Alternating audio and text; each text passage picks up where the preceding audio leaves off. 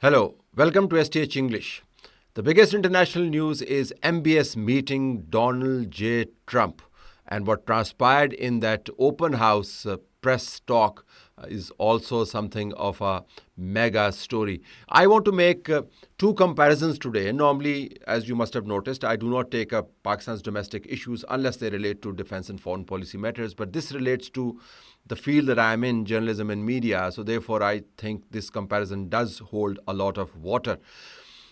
How journalists would ask questions, awkward questions, queries, provocative questions, sometimes hitting and touching raw nerves, and how people in power would respond to that. Now, power doesn't necessarily have to come through the barrel of the gun or through the ballot box.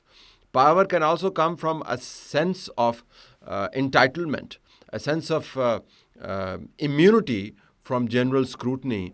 And once you have that kind of a sense in your head, you can have lots of votes or a landslide victory, as Trump calls it, or you could just be a relative of an imprisoned ex-Prime Minister named Imran Khan standing in front of Adiala jail and talking to the media.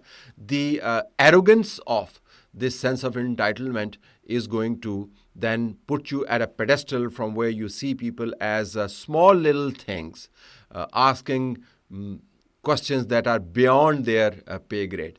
One sound is in Urdu, and I will have to struggle somewhat because some of the things I can't really translate extempore in English. What was said there, but you will get a sense of it.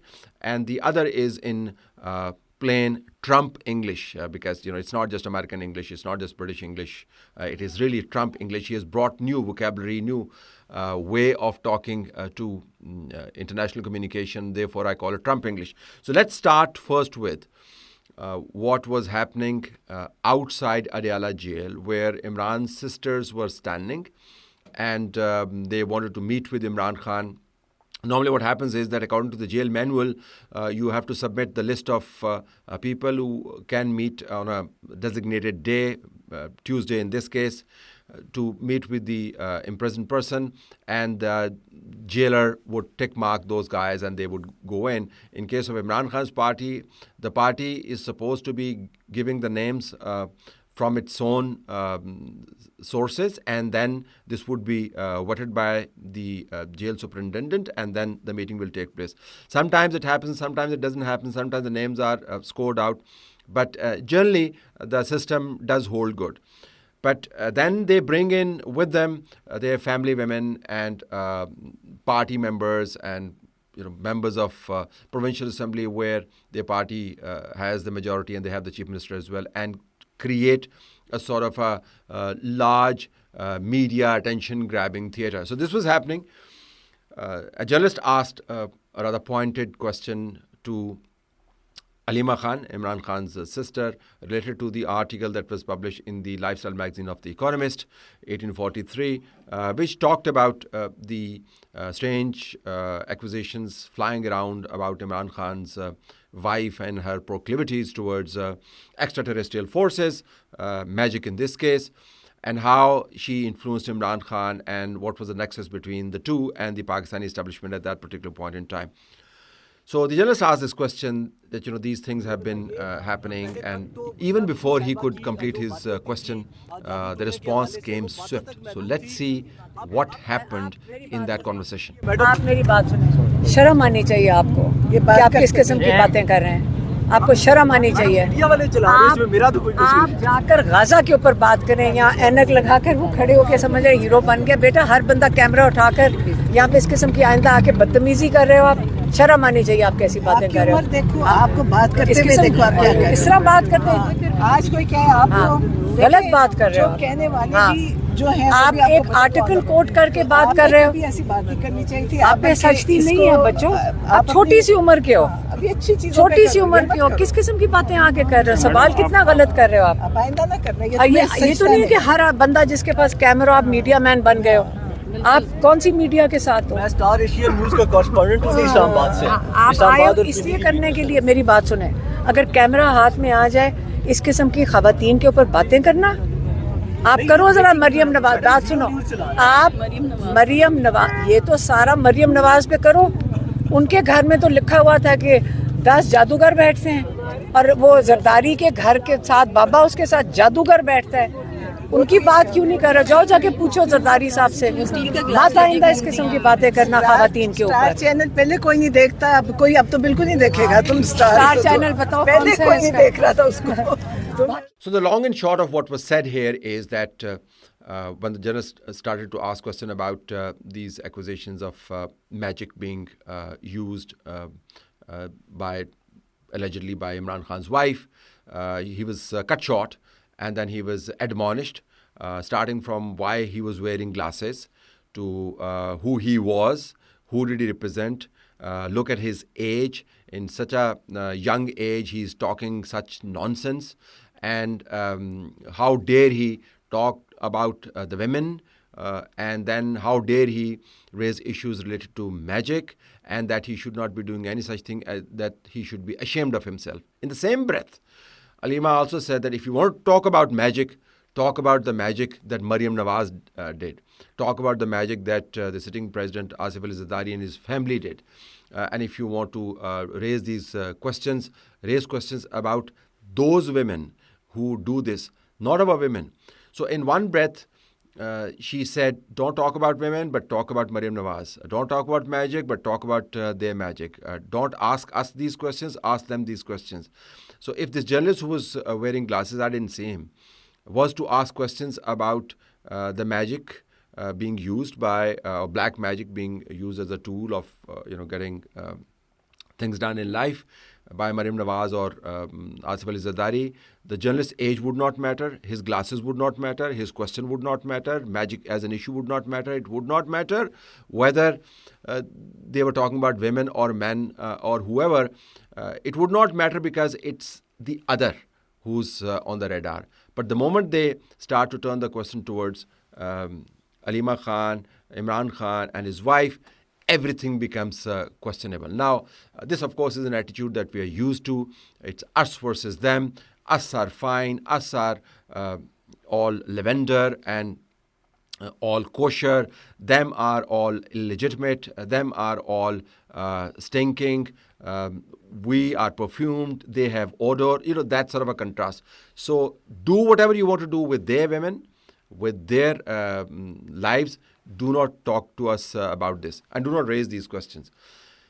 Now, let me take you to Washington, like probably 12,000 plus kilometers away from where I am right now, and look at when Trump was asked about the Epstein file.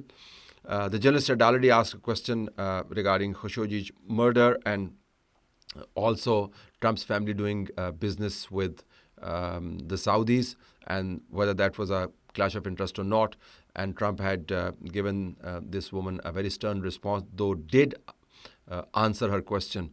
But this time round, she really touched a raw nerve. And look at the retort. It's not the question that I mind, it's your attitude. I think you are a terrible reporter. It's the way you ask these questions. You start off with a man who's highly respected, asking him a horrible, insubordinate, and just a terrible question. And you could even ask that same exact question nicely. You're all psyched up. Somebody psychs you over at ABC. You're going to psych it. You're a terrible person and a terrible reporter. As far as the Epstein files is, I have nothing to do with Jeffrey Epstein. I threw him out of my club many years ago because I thought he was a sick pervert. And I guess I turned out to be right. But you know who does have? Bill Clinton. Larry Summers, who ran Harvard, was with him every single night, every single weekend. They lived together. They went to his island many times. I never did.